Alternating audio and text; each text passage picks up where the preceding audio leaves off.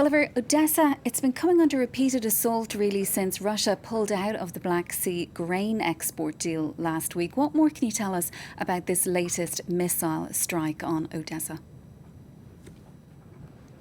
Well, this is the worst strike on Odesa, the heaviest strike so far, and it's the fourth in 5 consecutive nights.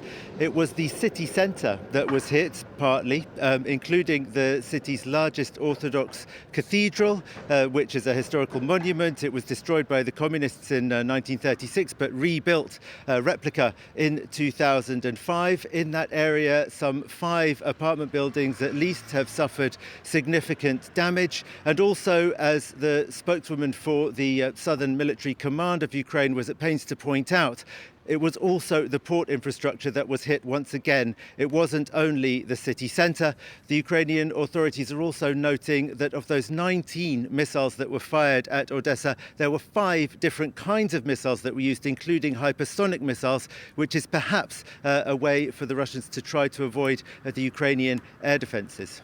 Gulliver, you are just back from reporting from the front lines in the Zaporizhzhia region. Tell us a little bit more about how the Ukrainian counteroffensive is progressing. Well, it's progressing slowly but surely. That's the message we got from all of the soldiers that we spoke to, but really extremely slowly. They were at pains to say that there are advances almost every day, but it's really a question of a few dozen meters sometimes. Really very slow, and the reason for this, the main reason everybody gave, is the minefields. It's just so densely mined there.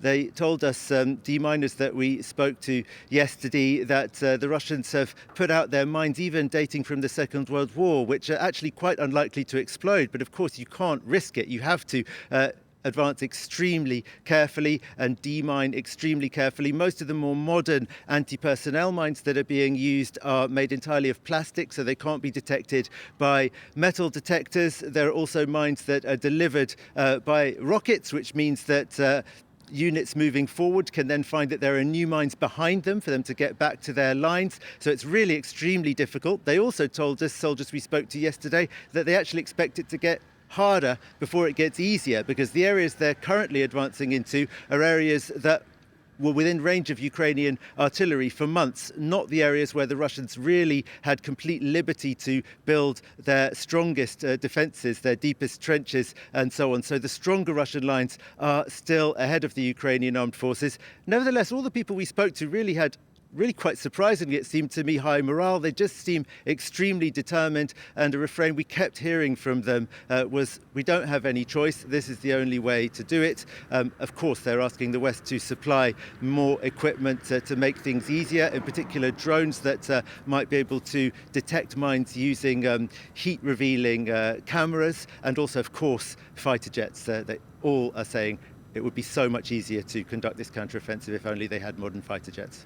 OK, Gulliver, thank you so much for that. That is our Ukraine correspondent, Gulliver Cragg, joining us following yet another deadly overnight missile strike